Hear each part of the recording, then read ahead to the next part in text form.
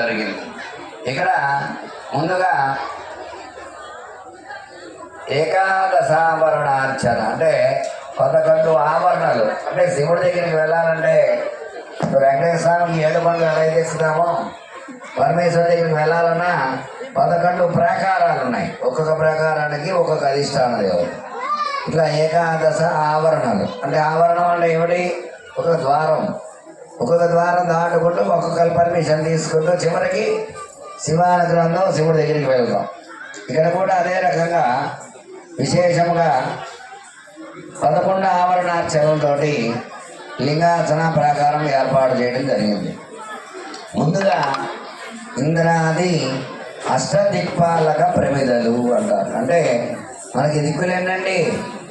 8 దిక్కులండి. ఎవరినంటే చెప్తారు 2 దిక్కులు మనకి అష్టదిక్పాలకులు అంటారు. 8 దిక్కులు. 8 పక్కన కూడా ఇంద్రుడు, అగ్ని, యమ, నిరుతి, వరుణ, వాయు, కుబేర, ఈశాన అనే 8 దిక్కులు కూడా 8 ప్రముఖులతోటి. అంటే వీళ్ళు సెక్యూరిటీ గార్డ్స్. మామూలుగా ఒక మినిస్టర్ వస్తే మినిస్టర్కి ఎలా అయితే సెక్యూరిటీ ఉంటుందో భగవంతుడైన పరమేశ్వరుడికి ఆయన దగ్గరికి వెళ్ళాలంటే చుట్టూ వీళ్ళు కాపలాగా ఉంటారు దిక్పాలకి. వీళ్ళు పర్మిషన్ ఉంటే కానీ శివుడి దగ్గరికి వెళ్ళడానికి అనుమతి ఉండదు. అందువల్ల ఇంద్రాది అష్టదిక్పాలక ప్రమిదల్ని మొట్టమొదటి ఆవరణార్చన కింద ఆవాహన చేయడం జరుగుతుంది.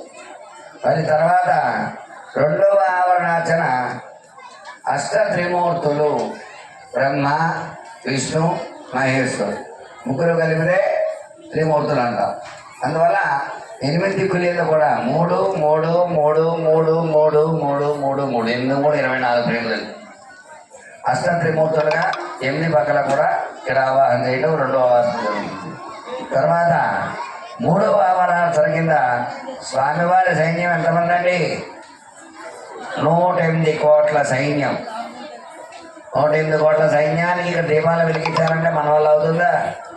పొద్దున మొదలు పెట్టినా 5-6 రోజులు 10 రోజులు కోటి దీపార్చన చేయాలంటేనే 20 రోజులు తీసుకున్నారు. అక్కడ 15 రోజులు భక్తి నీవి వాడు. మరి అట్లాంటిది మనం 108 కోట్లు చేయాలంటే 1 సంవత్సరం పాటు చేసినా మనకు సరిపోదు. అంత ఖర్చు, అన్ని దీపాలు వెలిగించాలంటే ప్రమిదలు కావాలి, అంత శక్తి సామర్థ్యాలు మనకు ఉండాలి. అందువల్ల 108 కోట్ల సైన్యానికి ఒక్కొక్క సేనాధిపతి, సైనాధ్యక్షుడు ఉన్నారు. అందువల్ల ఇటు 13 14 13 14 13 14 13 14 మొత్తం 27. 4 27 ఎంత అండి? 108. 4 పక్కల కూడా సేనాధిపతి ఎక్కడ ఉన్నారు? సైనికులు చుట్టూ బోర్డర్ కాపాడుతూ ఉంటారు. కాబట్టి 4 బోర్డర్స్లో కూడా పరమేశ్వరునికి రక్షణగా 108 కోట్ల సైన్యం ఉంటారన్నమాట.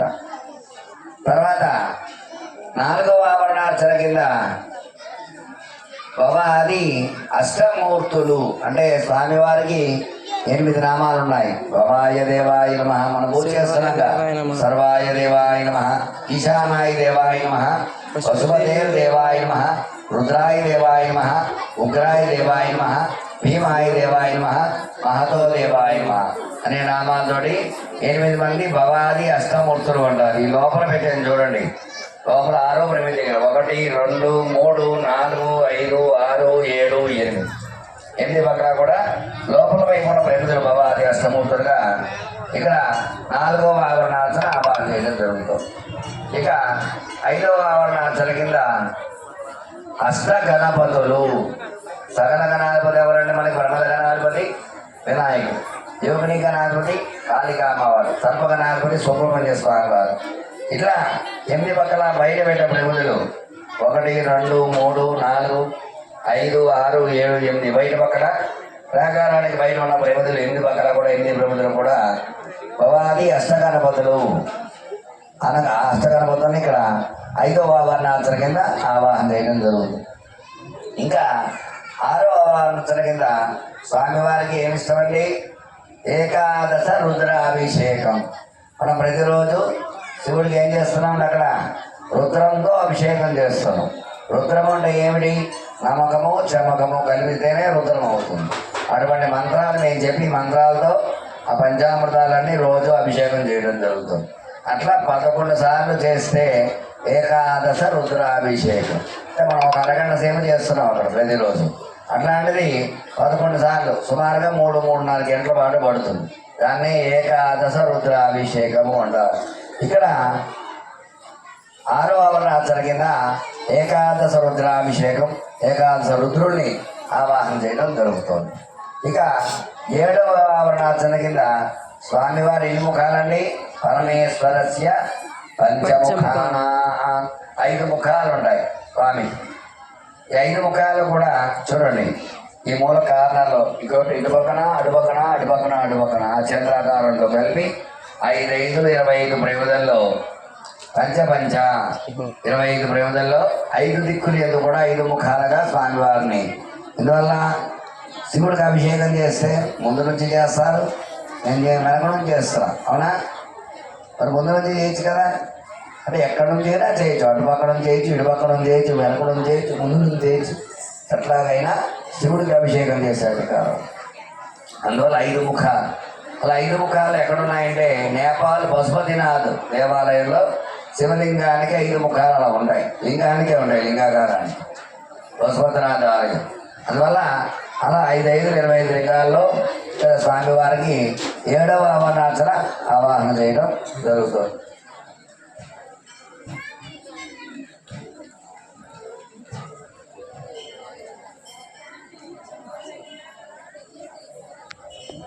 ఆచరణ కింద స్వామివారు నామం ఏమిటండి? ఓం నమ శివాయ. షట్కారకలు అంటారు. అంటే షట్కారకలు అంటే ఓంకారంతో కలుపుకొని ఓం నమ శివాయ, శివ పంచాక్షరియ, శివ షడాక్షరియ అనేది ఇప్పటికి కూడా ఎవరు తేల్చట్లేదు. పంచాక్షరి మంత్రం అంటే నమ శివాయ. ఓంకారం లేకుండా ఏ మంత్రం చెప్పినా ఫలితం ఉండదు. కాబట్టి ఓం నమ శివాయ అనేది షట్కారకులు 8వ ఆవరణార్చన కింద ఇక్కడ ఆవాహన చేయడం జరుగుతుంది. ఇక 9వ ఆవరణార్చన కింద స్వామివారు అనేక అవతారాలు ఎత్తాడు. విష్ణుమూర్తి 10 అవతారాలు ఎలా అయితే ఎత్తాడో, శరభావతారం, వీరభద్రావతారం, దక్షిణామూర్తి అవతారం, ఇలాంటి అవతారాలు ఎన్నో ఎత్తాడు. అందులో విద్యలు గధిపతి దక్షిణామూర్తి ఇక్కడ 9వ ఆవరణార్చన కింద ఇక్కడ ఆవాహన చేయడం జరుగుతుంది. ఇక 10వ ఆవరణార్చన కింద అందరూ వచ్చేసారండి. ఎవరు రావాలండి? ముందు అమ్మవారు వస్తేనే అయ్యవారు అంటారు. అందువల్ల ఇక్కడ 3 ప్రేమలు 3 ప్రకారాలు. శివలింగం మధ్యలో నొక్కి ఉంది, అది సరస్వతి పీఠం, కింద లక్ష్మీ పీఠం, పైన గౌరీ పీఠం. మహాకాళి, మహాలక్ష్మి, మహాసరస్వతి, మహాత్రిపుర సుందరి పీఠ సమేత మహాలింగేశ్వరులు అని పిలుస్తారు.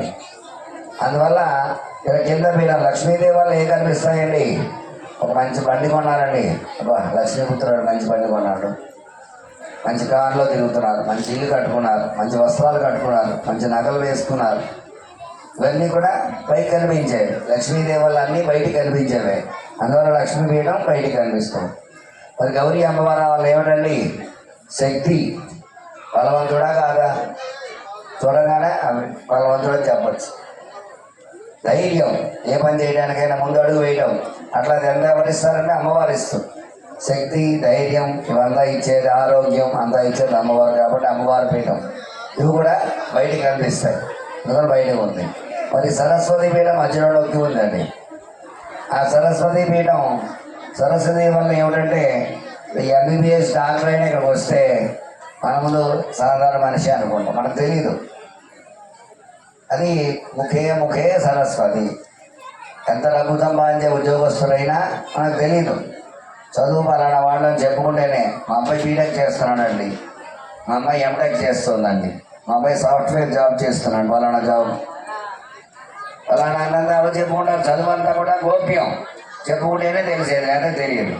అందువల్ల ఆ సరస్వతి పీఠం లోపలికి నొక్కినట్టుగా. అందుకనే త్రివేణి సంగమంలో కూడా సరస్వతి అమ్మవారు కింద నుంచి వచ్చి కలుస్తుంటారు. అంతర్వాహిని అంటారు సరస్వతి అమ్మవారు.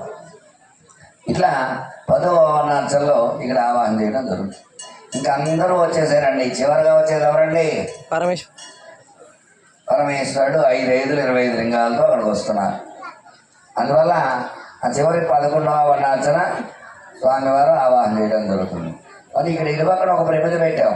ఆ ప్రమిద ఏమిటి అంటే ఇక్కడ 6 ప్రమిదలు పెట్టాం. ఇవే నీకు చెప్పలేదు, మిగతా నీకు చెప్పే కదా. ఈ ప్రమిద ఏమిటంటే చండీశ్వరుడు అంట. ఆయన పరమేశ్వరుడు గురించి ఘోర తపస్సు చేశాడు. పరమేశ్వరుడు ప్రసన్నం అయితే నీ మీద నుంచి వచ్చేటువంటి అభిషేక జలాలు, నిర్మాల్యం అవన్నీ నాకే కావాలని వరాన్ని పొందాడు. అందువల్ల చండీశ్వరుడు లేని ఆలయంలో తీర్థం తీసుకోకూడదు. చండీశ్వరుడు ఉంటేనే ఆలయంలో తీర్థం తీసుకుంటాం. అందుకనే ఏంటంటే చిటికల చండీశ్వరుడు ఉత్తరం పక్కన చిన్న గుడిలా కట్టి తప్పట్లో కొడుతూ ఉంటారు. అక్కడ అయితే ఇలా చిటికి వేసి స్వామి అని ఆ ప్రసాదం ఆయనకి చూపించి మనం వెళ్తూ ఉంటాం. ఆ ప్రసాదం ఎప్పుడైతే చూసారో ఓహో స్వామి ప్రసాదం కోసం తీసుకోబో అంటాడు స్వామి. అట్లా ఆయన మౌనంలో ఎప్పుడూ ధ్యానంలో ఉంటూ ఉంటాడు. అందువల్ల డిస్టర్బ్ చేయకూడదు. ఆయన ఇలా చిటికి వేసి అంటే చిన్నగా తప్పట్లు కొట్టి స్వామి ప్రసాదం తీసుకుంటున్నా అని చెప్పి తీసుకోవాలి. లేదంటే శివప్రసాదం తీసుకెళ్లే అధికారం లేదు. తీసుకోకపోతే ఫలితం రాదు. తీసుకోవాలంటే ఆయన అనుమతి తీసుకోవాలి. అందువల్ల ఈ జ్యోతులన్నీ వెలిగించాలన్నా ఆయన పర్మిషన్ కావాలి. కాబట్టి ఉత్తరంలో ఆ చండీశ్వరుని ఆవాహన చేయడం జరిగింది. ఇక్కడ 6 ప్రమిదలు పెట్టడం జరిగింది. అంతఃచండికేశ్వర, బహిశ్చండికేశ్వర వీళ్ళిద్దరూ స్వామివారి యొక్క ద్వారపాలకులు. ఎందుకంటే ద్వారానికి పాలకులు ఉంటారు కదా, అరవై పాలకులు ద్వారపాలకులు ఉంటారు. యమధర్మరాజు, చిత్రగుప్తుడు. మరి వీళ్ళెందుకంటే యముడు చిత్రగుప్తుడు మనం పూజ చేస్తుంటే వాళ్ళని ఎందుకు పిలవడం అనుకుంటే ఏ ఆలయానికి వెళ్ళినా కాసేపు కూర్చోండి అంటారు. ఎందుకోసం కూర్చునేది? గురుగారు ప్రసాదం పెట్టారు, ప్రసాదం తినేసి వెళ్ళిపోదాం కూర్చుందాం అనుకుంటా కాదు. అక్కడ కూర్చుని 1 నిమిషం భగవంతుని స్మరణ చేయాలి. స్వామి ఈ జన్మలో పుణ్యం చేసుకుని ఆలయానికి రాగలిగాను. అందువల్ల నేను వచ్చినటువంటి ఈ పుణ్యం ఏదైతే ఉందో ఇదంతా కూడా నోట్ చేసుకుని పాపాన్ని తగ్గించవయ్యా అని యమధర్మరాజుని, చిత్రగుప్తుని కోరుకోవాలి. అట్లా కోరుకోవాలి. కాబట్టి వాళ్ళు కూడా యమధర్మరాజా, చిత్రగుప్త, నందీశ్వరుడు స్వామివారి వాహనం నందీశ్వరుడు వీళ్ళు కూడా ఇక్కడ ఆవాహన చేయడం జరుగుతుందన్నమాట. ఈ రకంగా మీ ముందు పెట్టినటువంటి ప్రాకారం 365 ప్రమిదలు. సంవత్సరానికి ఎన్ని రోజులండి? 365 రోజులు. ఇందులో ఒక్క ప్రమిద వెలిగిస్తే సంవత్సర కాలం పాటు దీపారాధన చేసిన ఫలం వస్తుంది. అంత విశేషమైన పుణ్యం. ఒకవేళ ఏమంటే మేము వెలిగే